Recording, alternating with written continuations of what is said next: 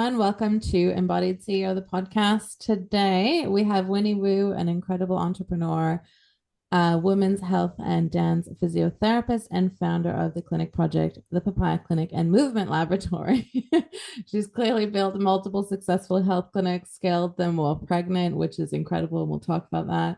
And now mentors other women in the health industry to create sustainable, thriving businesses. So we're going to deep dive into her journey so we can learn from how she built it all and how she embodies success in her own way. So welcome, Winnie. Thank you so much for being here. Thanks, Amanda, for inviting me. That's amazing.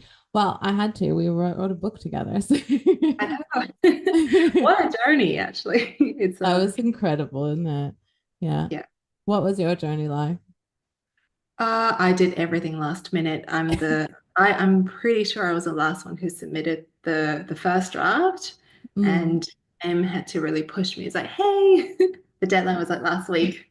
Yeah. And I also actually submitted and then redo the whole chapter because I was like, oh, I don't like the original story. I'm gonna redo the whole thing. yeah. So it How was did she hard to feel when think you about read one it? story. Pardon? It was hard to think about just one story to tell. Mm. Yeah. Yeah, well, I think the story you ended up telling was really excellent and like a really good like mirror or like a glimpse into your life. It was really good Oh, thank you. and really well written. And if it makes you feel better, I submitted mine at like 4 a.m. the night of as well. So I You like wrote definitely it. tried. Yeah. I like submitted it and then I was like, I'll fix this at 4 a.m. And then I'll send it again. Oh, it's Yeah. so bad. But yeah. But yeah, I love to start with just the question of it's like total random tangent of what's one win and one challenge in your life and business right now. Great. Okay. So um, one win is actually I'm very lucky to be where I am, I think. Like I run multiple businesses and like two of them are around 15 months old and one is a 7 years old business. I've got a team. I'm a mum. So actually like the win is just practicing gratitude and make sure that I'm actually really lucky to be, where I am. Um, I am solo parenting this week. And so I feel like, yeah, I don't know if that's a win or not, but I'm surviving, which is good. And I'm Mhm. feeling great. Like my energy level is really good as well. So, and all three businesses are going well. So that is worth celebrating. Yeah, well. Yes. Yeah. Oh my gosh, I can't imagine doing everything and then solo parenting on top of it. But you do a great job at it and like you're such a good example of it for everyone. Oh, thank you. And what's the next bit? One win and one. One challenge in your life and business. So that was your challenge. That's my challenge. It's just a lack of time sometimes doing too many things at the same time and trying to understand and trying to discipline myself as well to let go when I need to let go of things. Yeah. So I like those forcing moments you have to let go a bit. So when you're balancing it all, what kind of struggles do you come into? What usually gets dropped? Is there anything?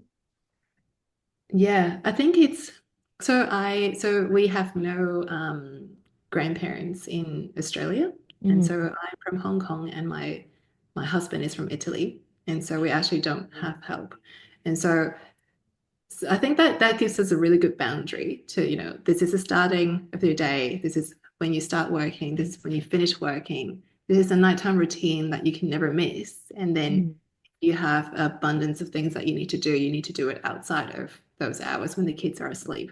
Yeah, that is definitely a challenge. But I think that my mind is not working today because I forgot what your question is. I think you have to cut this bit. Yeah, no. What was your question again? Like, this is like, I should record podcast at 10 a.m. instead of 3 p.m. We don't need to cut it. It's the natural rhythm of life. You know, it happens. You're Yeah. just human. That's like what we're here to showcase, really, right?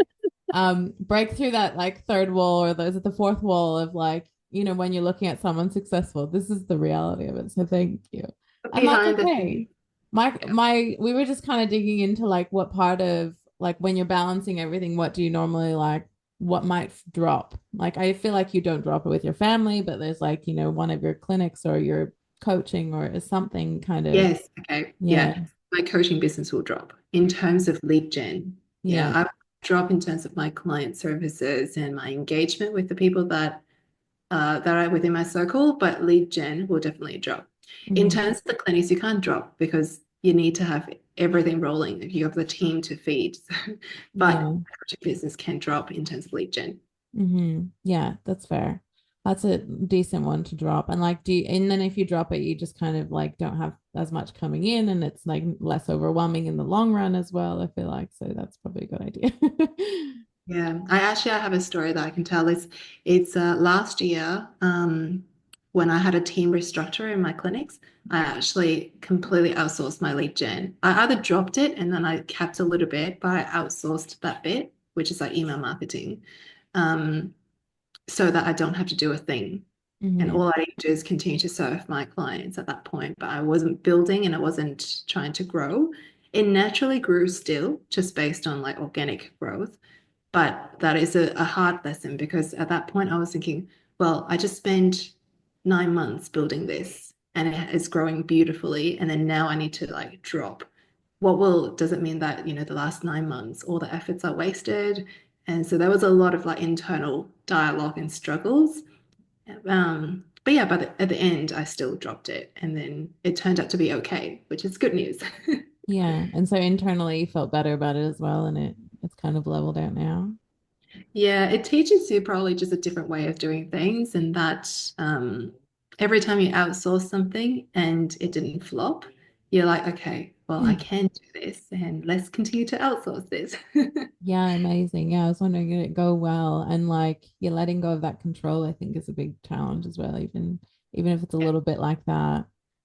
And yeah, and no one can do it as well as you can. It's always like you gotta go with 80%, or hope at least it's 80% as good as you can get it. Um, Yeah, yeah, and yeah. you would know that because now you have a team of 30 members, 30. Yeah, I've got a team of 30, which is that you need to have a management team, like a leadership team within that team of 30 to Mhm. help you. If not, then it becomes way too much like emotions and responsibilities for yourself. Um, Mhm. and which is why I think throughout my whole sort of clinic ownership journey, from building it as a solo practitioner to a team of 30, we sort of got there within 4 years or so, 4 to 5 years, which is quite fast in the clinic owner life. And there was a lot of lessons that I have to sort of learn and evolve as the leader to delegate, to trust other people, to not always be the person doing all the things. And so now I do feel like I'm like the queen of delegation, which is a position to be That sounds great. Yeah. So in. what does that feel like and how do you get there? So where in the journey is it best to build that management team, I suppose? This ties back into numbers, and I think that is universal to all businesses, no matter what industries. But you need to be bringing in enough revenue in order to afford someone Hmm. of a managerial wage that can help you manage things. And I think the main difference is understanding: am I bringing in someone who is just for implementation and is a doer, or am I bringing someone in who can do some of the management or even strategy with me? Hmm. And the different wage level that you might have to pay for and whether your business is at a point where you can afford them. Yeah, that's very true. Yeah. So for clinics, you need to be at a certain team size because our numbers are run. You can run the projections like you charge this much. The industry average, you charge around this much per consult.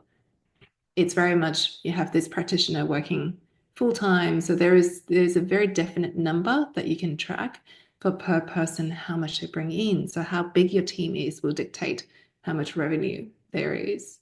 Hmm. Um, yeah, if you're running just a very traditional model. Yeah.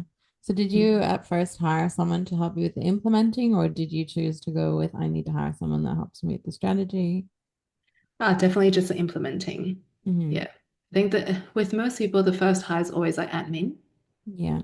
And then once you can delegate some of the admin work out and you continue to be the main income generator, the second position will be someone that can generate income with you. Hmm. So either you can double and you can make it a lot faster in terms of the growth, or you can buy your time out a little bit to focus on other things. And then you can do some more of the growth. part. Yeah, Yeah. and then you can do some more of the growth. It really depends on, there's some fixed cost that will always have to be there, especially in the brick and mortar business. Online is way easier, but brick and mortar, you have your rent, you have your outgoings. So you will definitely have to have enough practitioners to cover that cost to start with. Yeah. Um, yeah. That's fascinating. Okay, very true. Did you ever have like it feels like it's a very like you don't really run out of leads for a clinic. Is that the case or is that my perception of things? Like it's just like it flows really naturally and then your problem is more so balancing the numbers as but you know that the numbers will come in through the door, right? Like the clients will come in. Not so much actually. Branding is really important. So because the thing is in healthcare, the cost of entry into clinic space as an owner is really, really low. Like all you need is, okay, if you're in psychology, it's a chair and a room. Mm-hmm. If you're in physio and stuff, it's a plinth and yourself. That's it, right? So very low cost to entry, which means that there's a lot of like solo practitioner clinics out there. And because of that as well, I find a lot of people don't really think about the branding. They just think about, I'm going to provide, let's say, physiotherapy services, and they don't think about the brand and what differentiates them. And you work on branding and website and design, so you would know. I think if you don't have that main differentiating piece to for me to understand why am I seeing you instead of seeing the person down the road, then marketing doesn't just flow naturally. There's a lot of health professionals out there. There's a lot of choices and options for people, unless you're in the rural areas. Mm-hmm. So, yeah, so you do have to have that piece right. And I think with my business journey is that I really try to hone in on the brand before anything else. I see that as a foundation. And so I don't think we run into much marketing issues in there, and the clinics have grown sort of naturally over the years. But I will attribute that to a very strong brand to start with. Mm-hmm. Love that. Well, that's a really good focus, actually. It's a really good point. The clinics that I see have really good branding. Yeah. um, and what do you think is like a really good differentiator or like a direction to go in if you could suggest it to a clinic owner? It My question is what is your approach to health that is different to another clinic?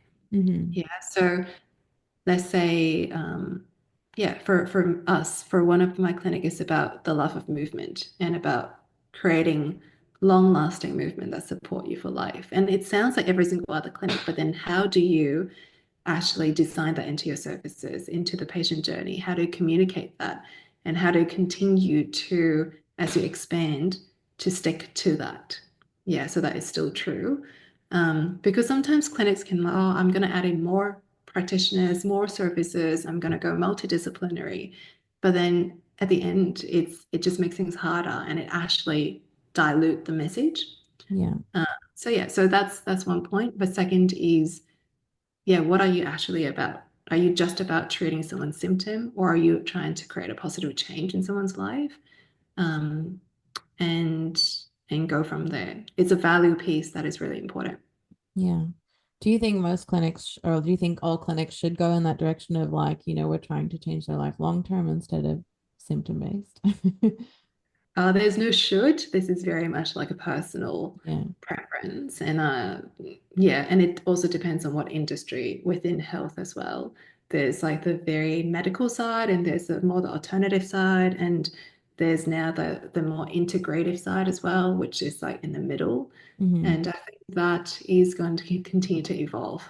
Yeah. But I definitely think as healthcare professionals, there is like it's a responsibility for us to continue to grow and expand outside of our title and our scope. And so the more tools you have in your toolkit, the longer you can serve a patient Mm-hmm. and be just more than just treating the symptom. But if let's say you're just single modality and you never upskill, then there you go. That's it. Yeah, interesting. So both of your clinics, I'm assuming, so your movement one has the movement as a focus, Papaya Clinic has slightly different, or it's movement in a different light. Papaya Clinic is different. It's a women's health clinic. Yeah. So it's on integrative health. So that is a multidisciplinary clinic. And we look at it as in order to address women's health problems, which normally is not single modality. Like, for example, if someone come to me with a pelvic floor issue and they're feeling heaviness or incontinent and leaking, or pain, most of the time there is a hormonal drive to it or a lifestyle drive to it. And so it's really hard for me to just treat based on the symptoms and just treat the musculoskeletal side and the pelvic floor side. Like I really want to address the hormonal side, but it's not within my scope. So you Hmm. need to collaborate with other people. And I think one thing in healthcare is that people get lost in the medical system a lot. You know that you need another professional, but it's not readily available. You don't know who to go to, and then it takes ages to book. And when you do book, they don't talk to each other.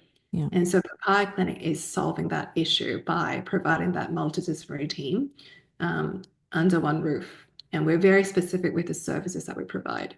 Amazing. So where do you kind of stop with that? It's like you could keep going, I feel like, and like keep adding modalities, but where do you stop?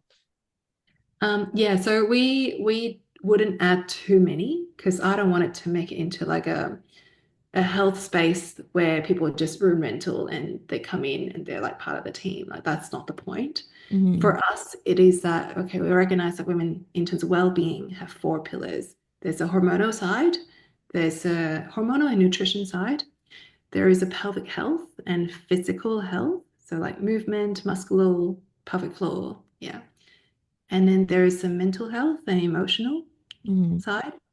And so what we're looking at is how do we like those are the four pillars, and that's it. That's all we're doing. We're not diving into the other things. And so when I employ people and see who's going to be part of the team and what skill set do they have to be like they have to fit within one of those pillars.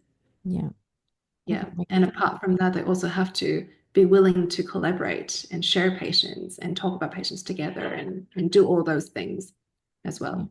Yeah. You guys have like big team sessions and discuss that, right? Like how you can help Yeah. someone. Yeah. That's Yeah, and those clever. are inbuilt. Yeah. So we have like, for example, and they're really good. Like, for example, we have like monthly meetings on a certain topic. So let's say menopause. And you have everyone's view on it. So you have the physio, the naturopath, the acupuncturist, and sometimes we have external speakers coming in. And so as a team of health professionals, we can each contribute Hmm. and we understand the scope of the other person. We know when to refer, when not to refer, what do they do. And it just expands your own database of questions that you can ask patients on and also like how you can help in within that team. Love that. And you find like where your stops and theirs begins. It's really Yeah. cool. Yeah. And Yeah. then the movement laboratory, what kind of modalities do you have in there? Movement Lab is more physio and Pilates Mhm. and massage, and that's it. Because to be honest, we have women's health in there as well, and we have women's health physio in there for 3 years until I decided to rebrand and split the clinics and have a whole women's health clinic outside of Movement Lab. So prior to that, it was physio, but within physio, there's also different specialties that we focus on. But yeah, we won't change too much from there because the name itself is about movement. Yeah. That It's will all be so about movement. important. So yeah, Yeah. I'm glad you like focus all on that. Yeah. Yeah. Yeah. When on my own journey, when like, yeah, I was like maybe not even 28 and I felt like I was like 50. So then bringing movement back to my body was like eye-opening, right? Like I was driving my manual car and I had to wear a knee brace for it, right? And then now I'm like, I feel like I'm 20 again. So I can highly attest to that movement. It's just like life-changing. And Yeah. and like age isn't really a factor, which was like eye-opening to me too, because I remember being like, it's just how it is. And then I had to change my mindset. Yeah, and it is like the way that we view the human body. I think most physios normally have a background in movement, by either sporting or dance. And I was a dancer myself before, and so that's also the reason why I'm a dance physio. And when you look at dancing, there's nothing that's impossible. Mhm. It's three-dimensional, it's fluid, is pleasing to look at. There is symmetry and all of that stuff, right? So um, it's not just functional, which is what everybody's talking about, functional movement, you Yeah. know. Yeah, Then but you it's end up in much more than robotic movement and no one that. wants. Yeah. Yeah, yeah, Yeah, I love your perspective on that. Love it. So, currently, like, what season of life do you find yourself in right now? So I've got two kids. I'm a mum, and my kids are 2 and 4.5, so they're a handful. And so yeah, so I'm in the phase of juggling everything and trying to get through this phase and protecting myself and not age too fast and not have stress really, yeah, give a toll on my physical body. Um, yeah, That's important. Well, I see like, yeah, in every industry, right? Like you can end up in one area where you're completely not taking care of yourself, you're just taking care of everyone else. And so, yeah. yeah, it's a good perspective to have for sure. And in terms of like running your business, what season do you feel like that's in? A very mixed season. I'm definitely in the startup phase still for the clinics and the coaching business. Mhm. But it's supported by my very established like 7 year clinic in the background. Yeah. But I'm starting to like in terms of the two new businesses, to be honest, they're doing really, really well. And my strategy is definitely different, given that one is a clinic and I started with a team straight up. And then the other one is in the online space, which is completely new to me. Hmm. Um, both are doing well, which is great. Yeah. Well, all Very of different. those tie together, right? I feel like that was in your book of like making one kind of feed off the other, like support the other one, which is Yeah. genius. Yeah. It's an ecosystem. I do Yeah. believe that. Sometimes it might sound a bit crazy to tell women, oh, you should build like multiple businesses. But at the same time, if the industry or if let's say your problems can be solved by actually having another venture, that Hmm. is lateral expansion. You Yeah. know, yeah, it solve each other's problems as long as you are sitting in a space where you're not doing everything. Yeah. Yeah. Yeah, So like, yeah, delegate before and then grow like linearly or like laterally, right? yeah, Yeah. Hmm. yeah. Well, it's definitely it feels more like a holistic space, like a holistic approach and like a more sustainable one as well. And one that like you're it's feeding like all of your passions, especially what you're doing. Yeah, definitely. Yeah. Love it. So what made you first start building clinics? So what made you first go into what you're doing, I suppose, because you'd have to go all the way back there. All the way back. That was, to be honest, I never feel like I'm a very good employee. I don't think Mhm. I'm very good working for other people. Um, when So I like, yeah. first graduated, because I was an ex-dancer, and this is very physio related, but when I first graduated, I was already teaching Pilates Hmm. and I was teaching dance, and then I have physio piled on top. And so I never like it's not like a normal physio new grad where I come out with just physio skills and completely new to teaching or instructing people how to move.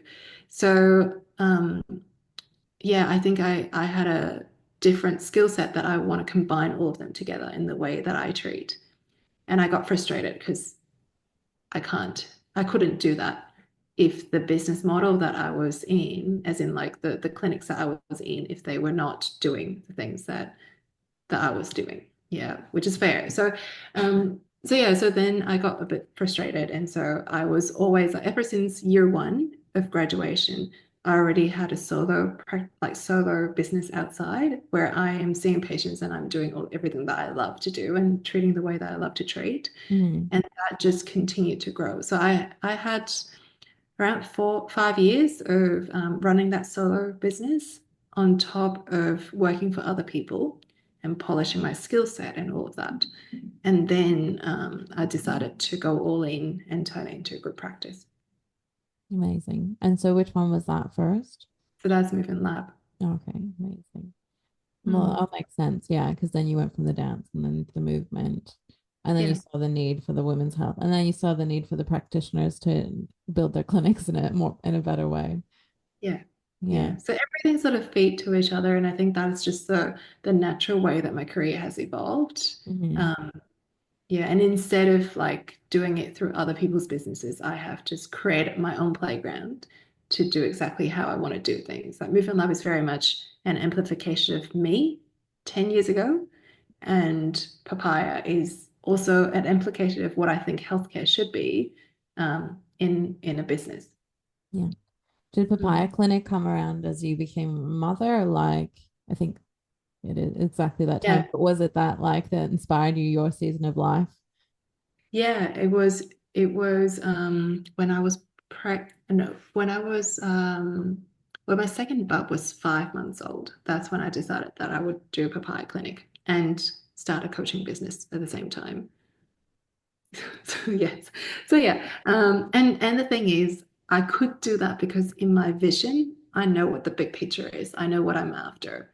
And what I'm after is having that ecosystem that things support each other. Yeah. Um, yeah. And so the timing and everything still made sense to you.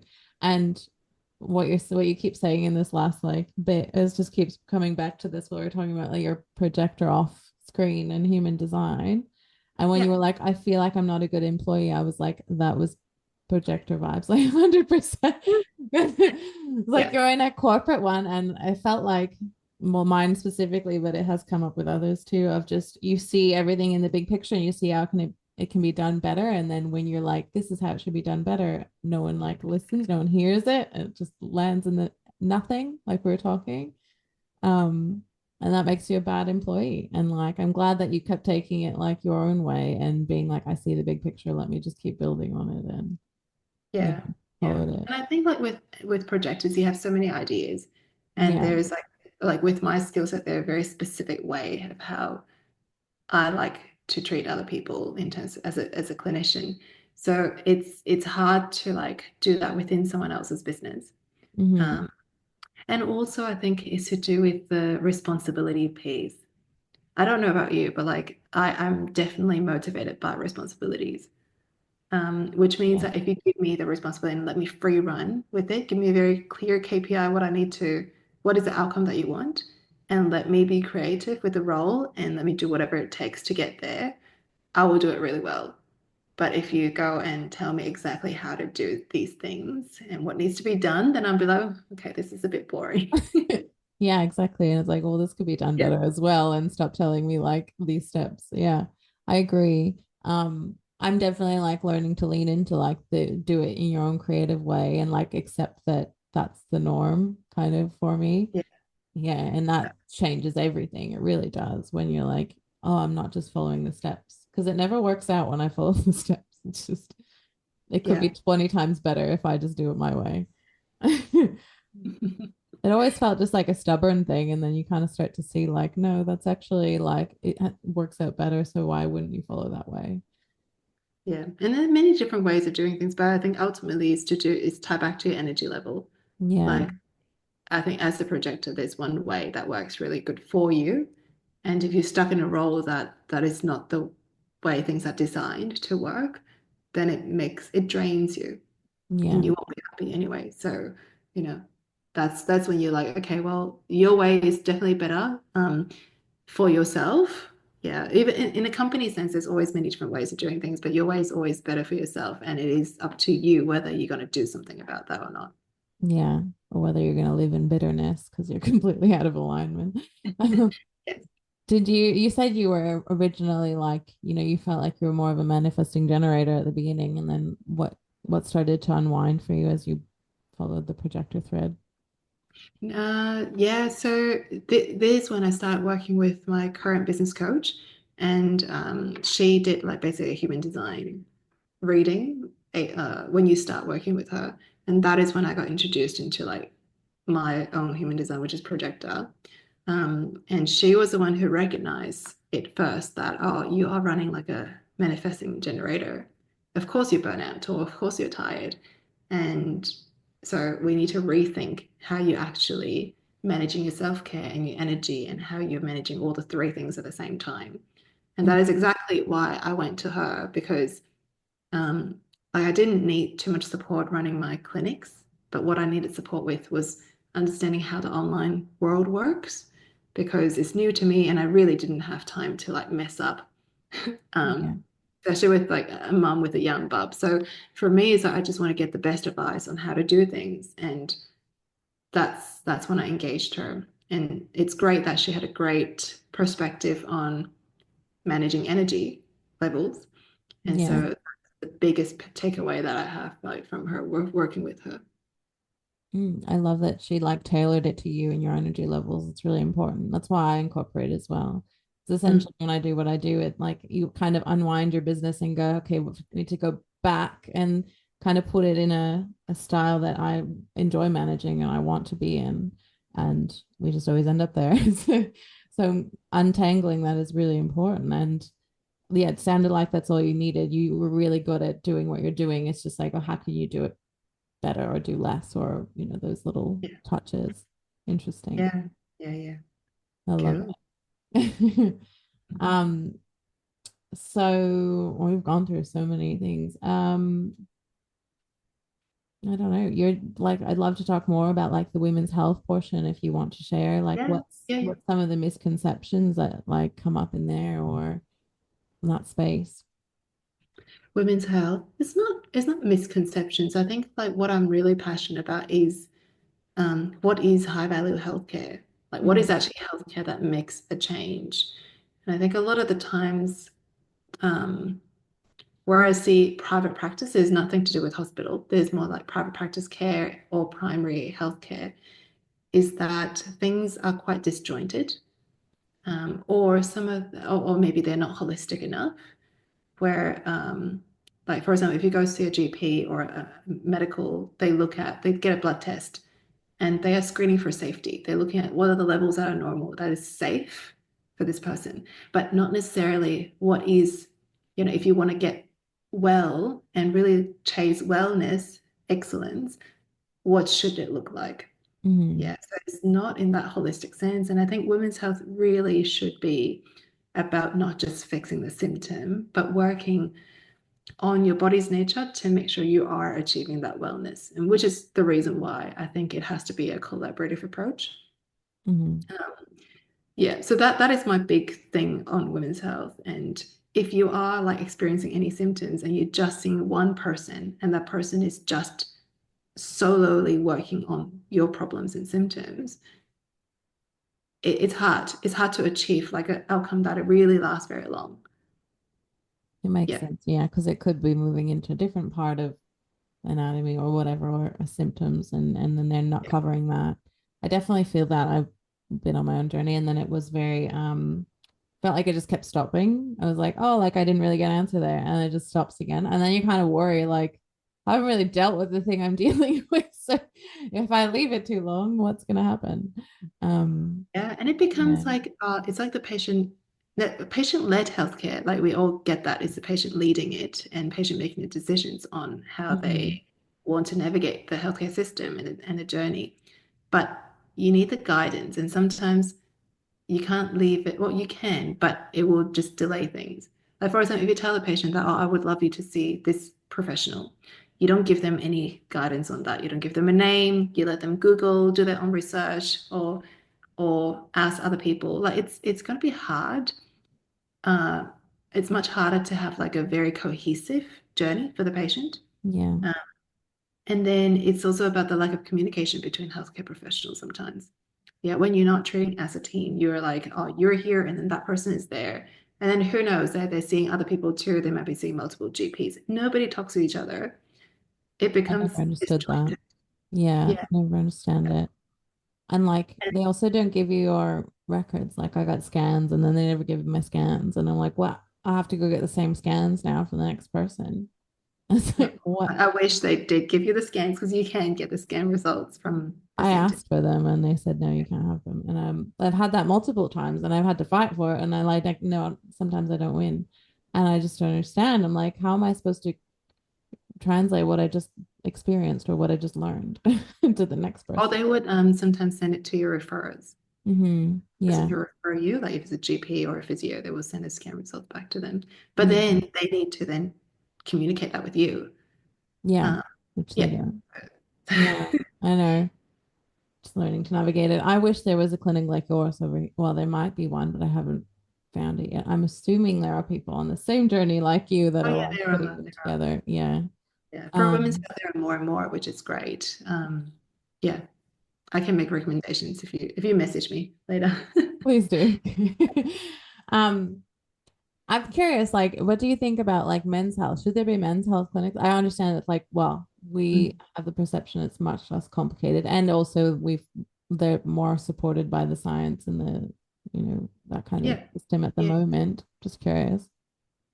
Yeah, well, definitely. I think, I don't know if there's a men's health clinic in Sydney that is just men's health. I know that there's pelvic health clinics, which is men and women.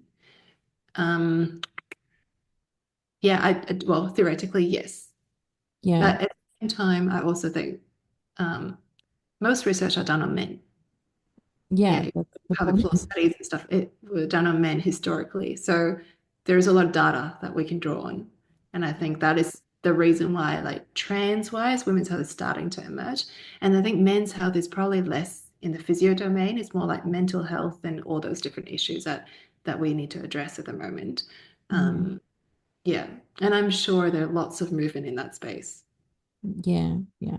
But there needs to be a lot of, well, I feel like there should be some more focus around the pelvic health because I feel like a lot of the tradies and the really hardworking men don't support their pelvis and then their whole body kind of goes out of whack as well, and they don't have Yeah. education on that. Yeah. Yeah.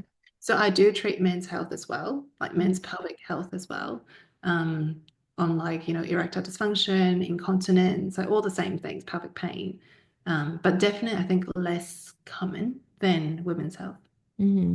Interesting. What does that normally spur from? Like those kinds of symptoms? Because like, as a woman, it's you birthing a child majority of the time, maybe, but Yeah. um, yeah, where do the men's symptoms spur from? Stress, anxiety, lifestyle, holding tension. Okay. Sometimes like prostate cancer, so like if they have a surgery, then sometimes that will influence their sort of urinary tract. Hmm.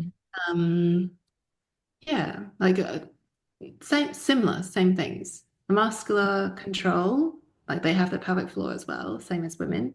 It's just that with women, because of the events like childbirth, it like that is the only event actually that is physically affecting the muscular layer. Hmm. Yeah, if not, and also women have the hormones as well and hormonal changes, and that also affect that too. But men also have their own, like the same anatomy that they have. Yeah, Yeah, okay. And then stress affects that much. It's really interesting. Yeah, men really hold on. Well, I guess most people do, but men holding on to their emotions and that like pushing it down. Yeah. yeah, they can go into like pelvic pain quite a lot, or like erectile dysfunction. Hmm. Mm. Interesting. Is there pain when there is that symptom for them? Sorry. Is there pain when there is that symptom for them, or are they just easy? It depends. It Yeah. depends. Like normally there is not at the same time, Hmm. um, but yeah, Okay. Sorry, I'm just curious. yeah. Think But about I a think muscle being everyone too needs to tight, hear. for example. Yeah. Like it affects women and it affects men at the same time. Hmm. So women, it can manifest as pain during sex, and for men, it can be like pain during sex or not during sex. So yeah, Yeah. Okay, that makes sense. All right, that's so interesting. And so interesting diversion of the conversation. this is my fascination, I think, with anatomy. I don't know. Yeah. Everyone needed to hear that now, I guess. It's what needs to be heard by the collective. Um, well, I like the balance of it, right? I don't know. You experience similar symptoms on both sides. I feel like we've kind of pushed it in one direction too far and then not the other. And I just wanted to see what the balance was there. Um, but yeah, anyways, so I'd love to go back to when you scaled while you were pregnant. Like, how did you manage that? Was there a lot of physical like that you caused for yourself, or was it mostly the mental, emotional, or just the exhaustion? Like, how did you keep going through all of that? I suppose willpower is a big one. Because the thing is, Passion. when you make the decision to do it, like at that point, the stakes are high, like you don't really have a way out. Mm-hmm. So you have to learn how to manage it and you have to understand like what you're going through. And, some things are temporary, so it's fine. Like, okay, some things might be harder right now, but some things are not sustainable. And so identifying the different pieces of what balls you can drop is really Mm-hmm. important. And when do you need to engage help in the personal life? how to work with your partner, how to eliminate micro decisions, how to plan your calendars, like all of those different things. Routine works really well for kids and for yourself. Hmm. Uh, yeah. And I think like I do think that sort of freedom sort of exists within routines. Yeah, if you have no routines, it's hard. You have no boundary. Yeah, yeah. Yeah. It's a really strong mindset to have on that. How do you feel like you've built your mindset? Like what are the biggest mindset shifts you've had to have as you've been doing all of the things? Um, well, is that you can't do all of the things. You have to delegate like that. That's part of just being, if you want to get to the next phase, you have to just rethink how you were doing things and really question, is that the only way that you think it can happen? And learn from other people that are ahead of you. Hmm. Um, and look at, well, they can do it. How do they do it? And a lot of the times, I think, going from that business owner to CEO role is about leadership and delegation. Hmm. Yeah, and having very clear purpose of your role and responsibilities and what you're actually doing that no one else can replace. Hmm. Yeah, Yeah, fascinating. So getting off the field and really backing away for sure. yeah, Yeah, so good. Um, yeah, so that's like how you felt like you started to embody that CEO role and then just really see like what your clear roles were there in that stage. yeah. That is my role at the moment. I cannot go back into the operation mode. There's no Hmm. way. Yeah, The moment that I'm got dragged back into those roles, things will break. true. Yeah, Or things are already breaking if you're going back into those roles. yeah, Yeah.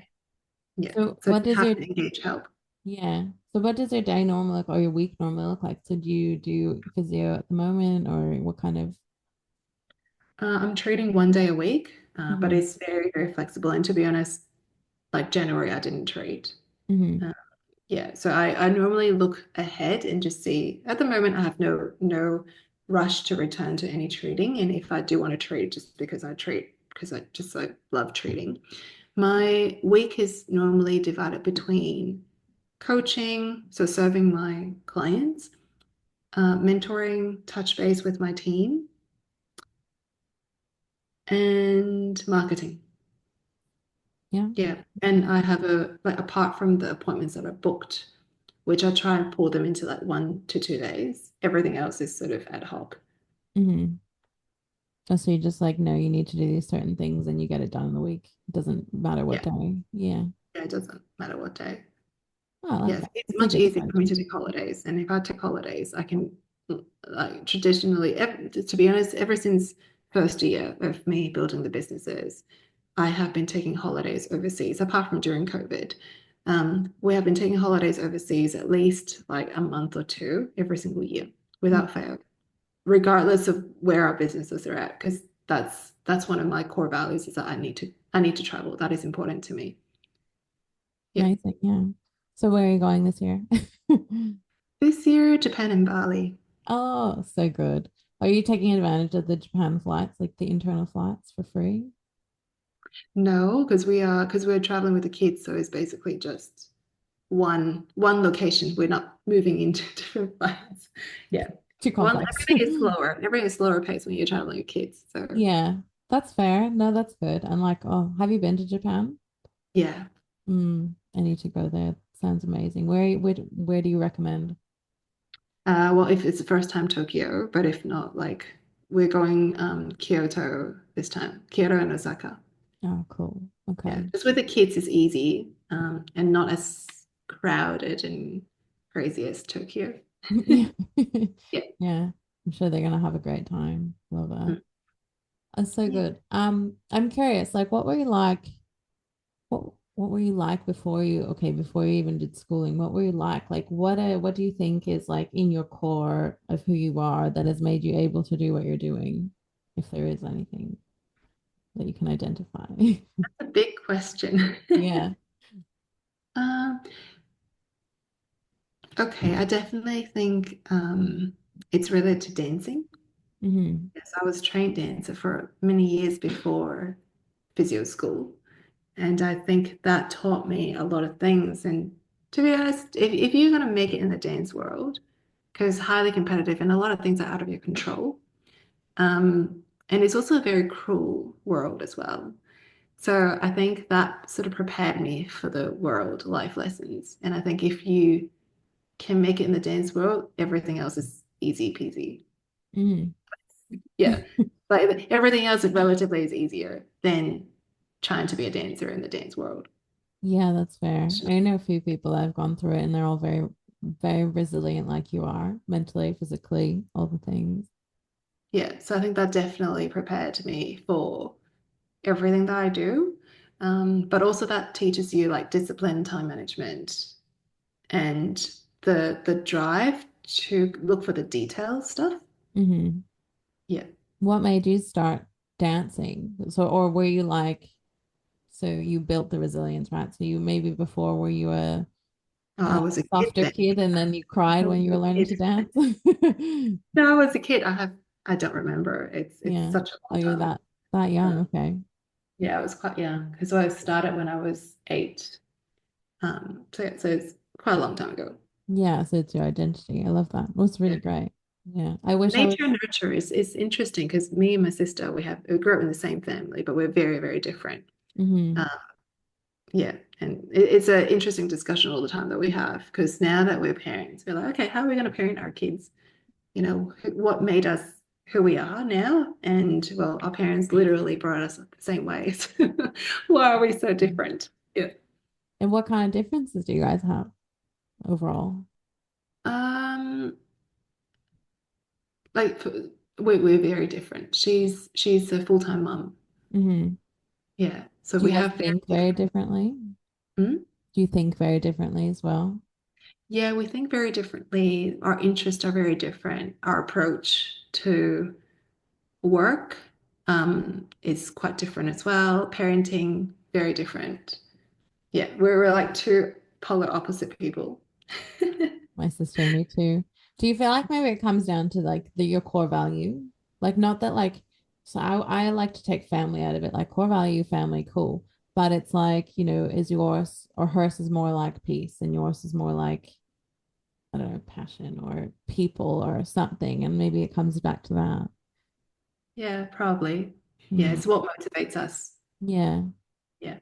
What do you think motivates you the most? Um, I'm definitely an achiever. Like I like to achieve. I like to do things and create things and build things and watch them grow. Hmm. Yeah. Do you So think yeah, Dance nurtured that in you, or was it always just there? I think it was just there all the time. Yeah. Yeah. How did she go in dance? Did she just like enjoy it for fun, maybe? And it was like a different My experience? sister, Yeah. oh, she didn't dance. Oh, okay. So I just thought you did the same things there. No, she was into music. Mm, So okay. that's her. Like I'm into music too, but I use dance as a representation, and for her as musical instruments. Hmm. Yeah. Interesting. Yeah. But very much feels like the fast paced you and then the slow pace, like let's enjoy the music already from that stage. Yeah. Oh, I love that. That's so cool. It's a very good insight into you, I think. Yeah, yeah. It's interesting. Like not many people would normally go all the way back. I And like to kind know. of I'm like, like, why? Why are you like this? yeah, yeah, yeah. Yeah. So wow. Okay. I wish I started dancing when I was that young, but that's so interesting.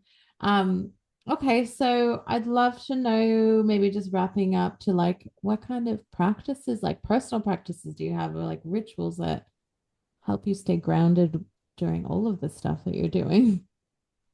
Traveling, Oh, okay. going to retreats, planning myself holidays.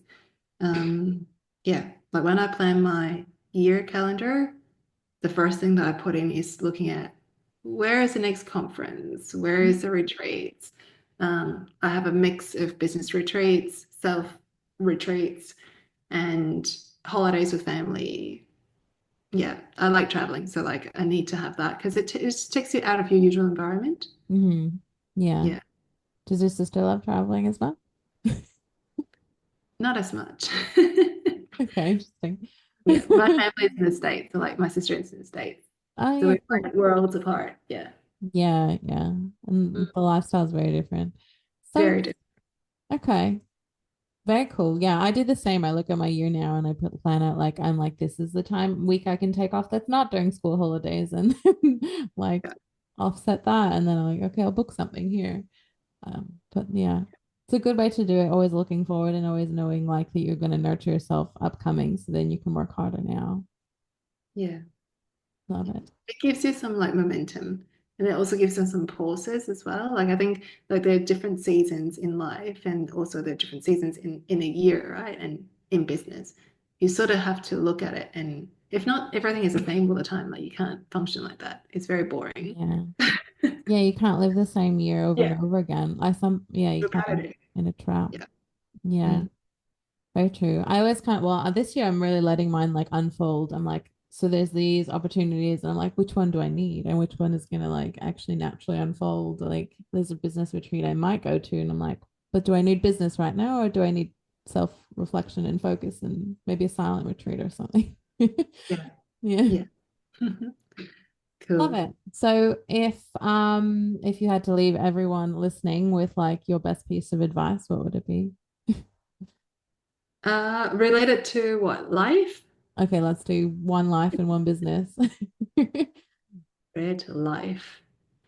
Well, manage your energy levels. Because if Mhm. you can manage your energy levels, everything is amplified. Like everything that you do, is amplified. And I think part of it is also looking at cycle syncing. I'm now looking at cycle syncing on my work productivity and when do I rest? When do I work? When do I push? When do I create? So Mhm.